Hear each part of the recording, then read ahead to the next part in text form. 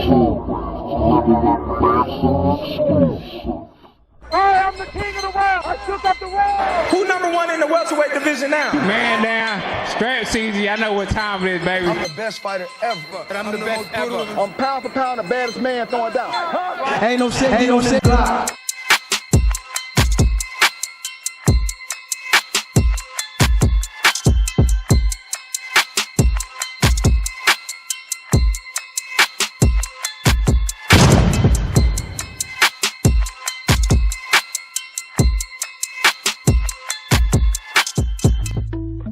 Frank Lombardi and Steve Weisfeld both scored this bout 98-92. Mark Constantino scored this bout 97-93.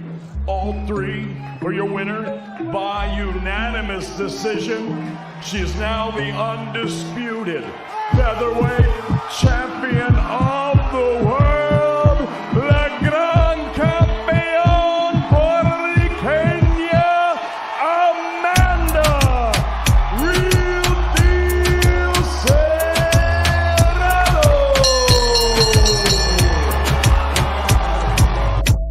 What up, y'all? It's your boy J Rod with J Rod's Level Up Boxing TV. Man, oh man, boy, that was a slug fest. Man, I just couldn't wait. I just couldn't wait to get on here and tell it, man. Oh man. So yeah, earlier, you know what I mean, like I was doing a live, you know, doing the undercards and stuff like that. You know, just basically, you know what I mean, like I was just trying to do something new, which, you know, is what I plan on doing in the future. You know, giving more exposure to some of the upcoming fighters, you know what I mean? But, you know, tonight was great. You know what I mean? I thought the cards, you know, was pretty good on the undercards, except for that last one. And then going into the other fights, I missed, you know, the pay-per-view event with the zone, because I had a lot of other things going on, so I didn't catch, you know, the zone. I didn't catch the zone thing until the main event. You know, I was lucky enough to catch Amanda Serrano from the first round. Hey man, boy, was that a good fight! That was a good fight. Man, Amanda Serrano.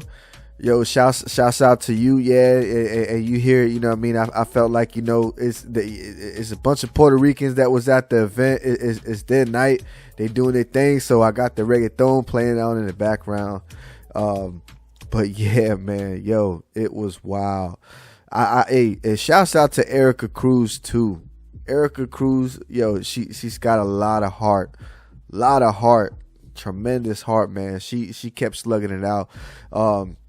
I want to say, you know, at the beginning of the fight, I want to give it to Erika Cruz. In my opinion, she was winning the first half of the fight, or at least, you know, a lot of other people were saying. But, you know, judging from my point of view, I felt like she was winning the first half of the fight, with one round going into to Amanda Serrano, and then the second half of the fight was just pretty much, you know, all Serrano.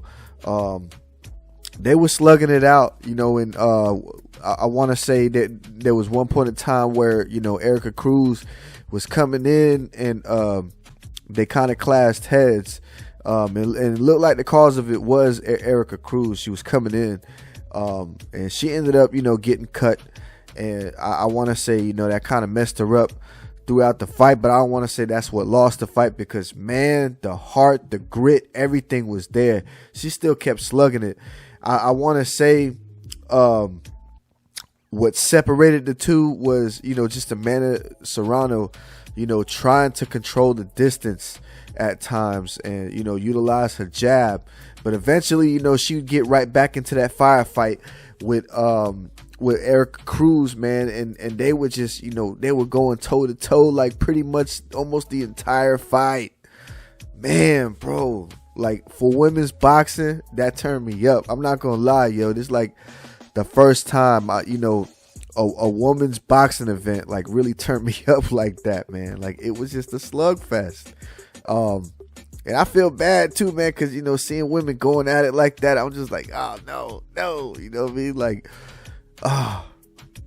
it was a fight, man. I'm talking about, you know, I know women's boxing don't really have a lot of exposure, but, you know, in today's day and age, it needs to. And I think it eventually is going to have that exposure. If not, it's already on its way there, and it's here. Because, man, yo, these two women, they went at it. You see me, I was about to say dudes, because they went at it like dudes, bro. Like, you don't see women fighting like this, man. And they went at it. I'm talking about, it was some badass fighting, dude. Like if you were a fan of the sport, you definitely would have enjoyed tonight's event. I didn't really get to, see, you know, Alicia Baumgartner's fight. I wish I did. What's his name? YSM, he reported it. So, you know, at least somebody got out there and did their thing. Shouts out to YSM. He reported it. I went back and I saw some. I went back and saw some. I went back and saw some fight replays of that fight. Alicia Baumgartner's, she bad, man. You know what I mean? And YSM was calling out for them two to fight, Amanda Serrano and Alicia Baumgartner. I don't know if we ready for that. At least not just yet. I want to see Taylor first, because, yeah, like I said, man, Amanda Serrano tonight was fireworks. Boy, was she. Oh my God, was she fireworks. She controlled the distance. I say she controlled the distance when she needed to. She listened to her trainer at that one point in time when her trainer was trying to put a separation between the two, because they were just slugging it out. They were going at it.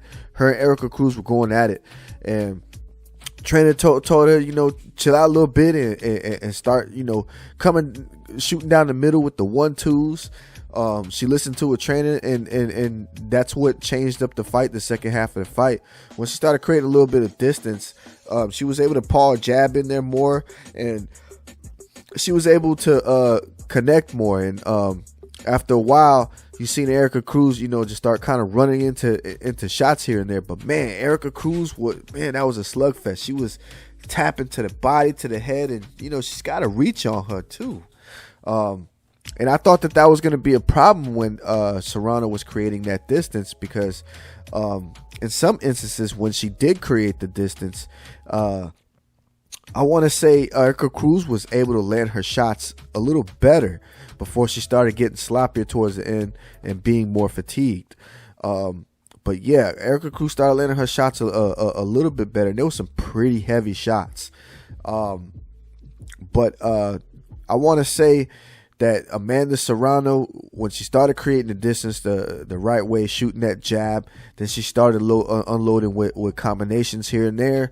I felt that she could have turned her a little bit more, but in the same token, she did what she needed to do. Her and her trainer was the author of that fight. It was signed, sealed, delivered. Great fight. I loved it. Let's hear what they had to say real quick at the end. We go to Ireland next. You go to Ireland next. Is Katie Taylor the fight that you want next? Of course, he has some unfinished business, Katie. Here with Eddie Hearn, the promoter of Matchroom Boxing. Eddie, I'm going to make my conversation with you very quick, because these women are holding a lot of hardware in their hands right now. Is this fight signed, sealed, delivered, done for May 20th? This fight, this rematch, after one of the best fights we've ever seen on April the 30th in the Garden last year, the rematch between Katie Taylor and Amanda Serrano is on. May the 20th in Ireland. I can't believe we're saying Katie Taylor will make her debut in Ireland, but on May the 20th, Katie came all the way here to New York last year to fight, and now Amanda is true to her word. She will come to Ireland on May the 20th for the biggest fight of the year, the epic rematch. These two, for the first time in the 4-belt era, two reigning undisputed champions will face off against each other. All right, Katie, I want to ask you both are all smiles as we stand here facing off. What were you thinking watching Amanda Serrano just go to war with Erika Cruz? I thought it was a great performance, and I obviously was cheering her on, because we wanted this fight, undisputed champion versus undisputed champion. The last fight was an epic fight, and I think the next one's going to be exactly the same. It is one of the craziest facts in all of boxing. that you, Katie Taylor, have never fought as a professional in your home country of Ireland. What does it mean to you to go back to Ireland, not just in fight, but fight in the biggest fight for women's boxing?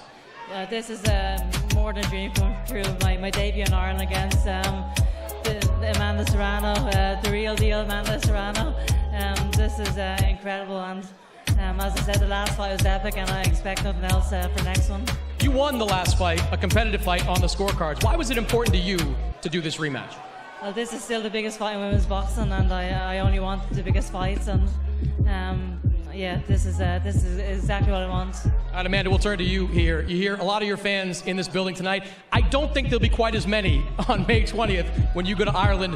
Why were you so willing to sign up and go to Katie's home turf? You know, Katie is a true champion, and she came here to New York, and she fulfilled both our dreams to fight each other. Now she deserves to fight in Ireland, and it's going to be a bigger and better fight over there.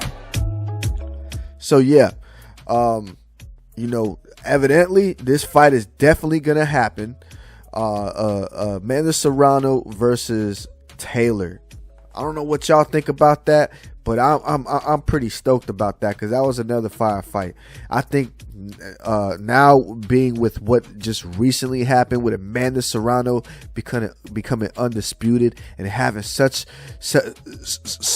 an awesome fight, and just, you know, how the fight went, I think this next fight with Taylor is going to be beyond fireworks. I mean, y'all literally, man, dudes, y'all could party off this. Like Amanda Serrano's fight, y'all can party off this. You know what I'm saying? Like, definitely, this was kind of like, in my opinion, this was better than Clarissa Shields' fight versus Savannah Marshall.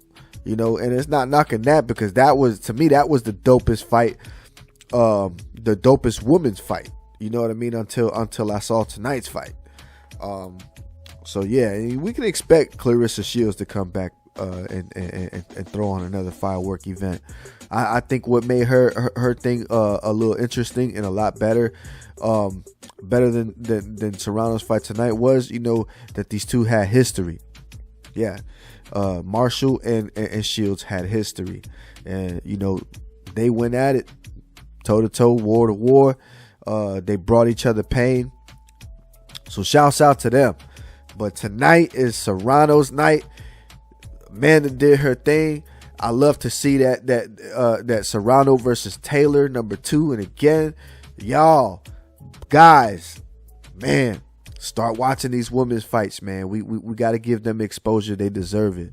You know, even though I wouldn't want my little baby girl fighting, because, man, when I'm watching them girls fight, I'm thinking about my girls. I'm like, nah, hell no. I get out there, you know what I mean? Like, start hitting an A-town stomp on one of them. You know what I mean? Like, but yeah, man, it was definitely a great show.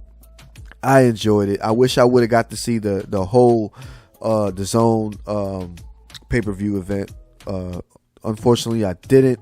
But I did get to catch that Amanda Serrano. I'm going to go back and look more at Alicia Baumgartner's fight. Like I said, I watched the replays. It was great. But shouts out to Amanda Serrano. She is victorious. She is undisputed. Holla at your boy. It's J-Rod with J-Rod Level Up Boxing TV. And I'm out your ear. Peace. Si yo fuera tu gato, subiera una foto los viernes y los lunes. Pa' que todo el mundo